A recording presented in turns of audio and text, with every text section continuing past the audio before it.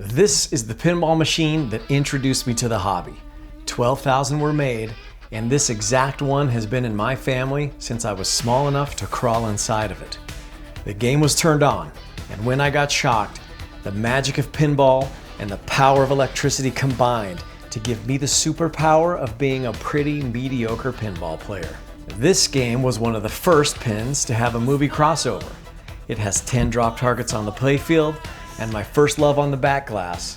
My name's Ryan, and on this episode of The Skill Shot, we're talking about Gottlieb's 1978 classic, Sinbad. What's the game? What's the name? The Skill Shot! We'll cover the history, playfield art, gameplay and tactics, and then I'll give it a flip score. Sinbad was released right as the pinball industry was switching from electromechanical machines to solid state. So there are actually two versions of Sinbad. The electromechanical, or EM, and about 950 of those were made. My Sinbad is the solid state version, of which 12,000 were made. In 1978, right as pinball changed forever, leaving the EMs behind, if you own a Sinbad, you almost certainly own this version, as 88% of every Sinbad ever made was this exact machine. To me, a pinball machine is a piece of art that you also happen to be able to play.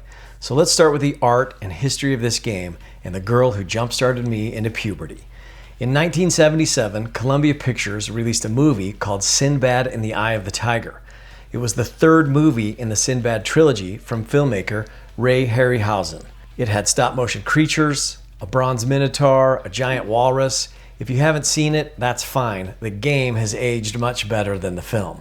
The same year Columbia Pictures released Sinbad the movie, they also bought the pinball company called Gottlieb.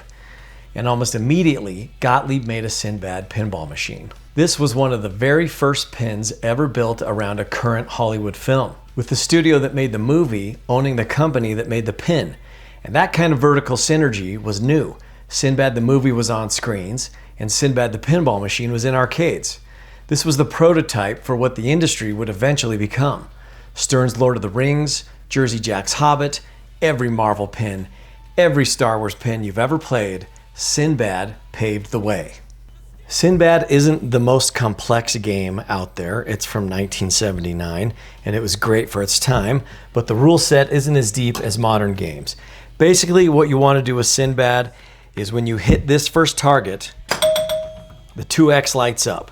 You hit these next two targets, the 3X lights up, and for each target you hit, you get 1,000 points. But now that's worth times 3. If you hit the next 3 targets, you'll get 3,000 more points, and this will move to 4X. And then if you hit these last 4 targets, it'll go to 5X, and you'll get a countdown.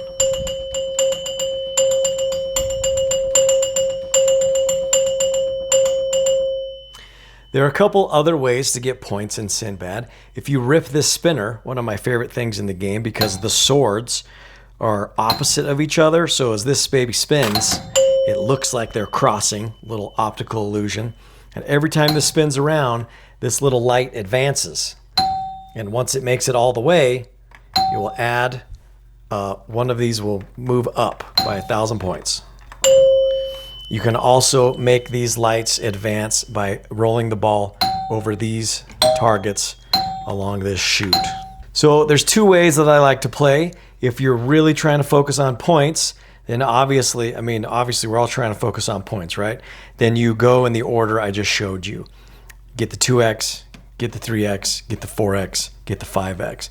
But you can't score any points if your game is over. So sometimes I'll try the extra ball strategy and knock these 3 down first, which will light up this pink light up here, and when the ball rolls through, you get an extra ball.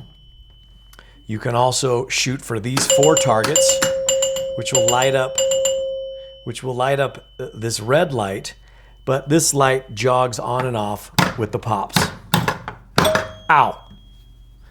You got hit it again, and the light will come back on. So once you get those 2 lit, you can try shooting up this chute and hoping that it bounces around and falls down one of these 2 things, and that's basically how you play Sinbad. This is what the bottom of the playfield looks like in Sinbad. These 4 solenoids control the flippers. This is the bank of lights down the middle. These are the drop targets. And I wanted to show you this so that you'll have some empathy for the Libyans in Back to the Future, when Doc Brown tricked them into thinking that he made a bomb out of old pinball machine parts. That's kind of what it looks like under here. Modern games have speakers that produce all the sounds, but Sinbad has this little xylophone.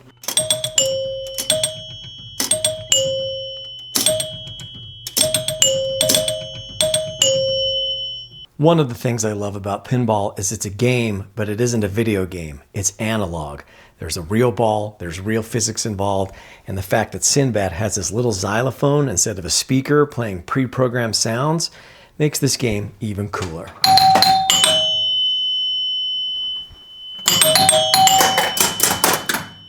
Most pinball machines follow a pretty similar layout. They have an out lane, an in lane, a set of slings, and 2 flippers. But Sinbad has no in lanes and 4 flippers. And if you rely on the muscle memory that you've developed over the years playing regular pinball machines, Sinbad will burn you pretty bad as you go to hit the ball right as it slides through the middle of those flippers. It can be pretty demoralizing to swing for the ball, to flip for the ball, and then watch it go between your flippers. So a pro tip for Sinbad is to be patient and let the ball bounce off of the flipper before you hit it. Use that dead bounce skill. Be patient, let it bounce to the other side, and then swing for it.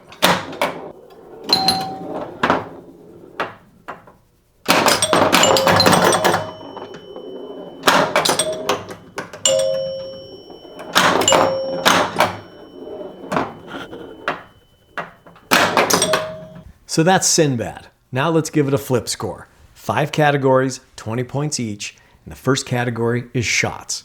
This is a relatively simple single level game, but it's fun to shoot the drop targets, and so it gets a 10 out of 20. In the category of code and depth, the multiplier ladder is the whole rule set, and after a few hours of play, you've seen everything this machine can do. But it's still very challenging to maintain control of the ball while hitting the drop targets, and it scores a 7 out of 20.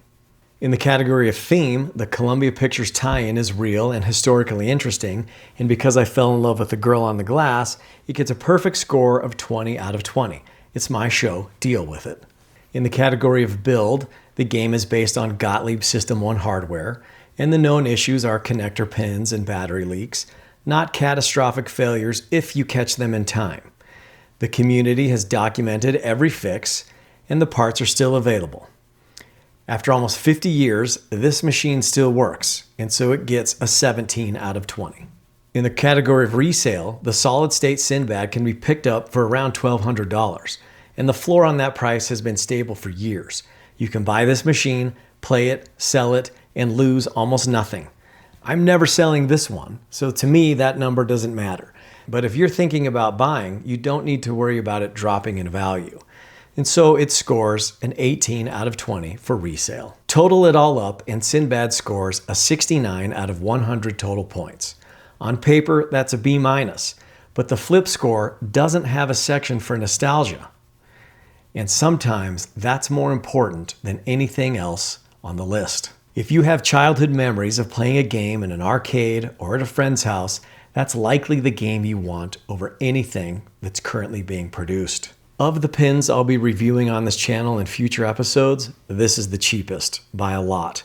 And every point it loses on shots and codes, it gains back on nostalgia. At 69 points in this hobby, and at this price, with this story, this is a solid recommendation. Some pinball machines are worth their money, and some are worth more than money. And to me, this one's both. Be sure and subscribe to The Skill Shot. Next week, I'll be reviewing another classic pin that you won't want to miss.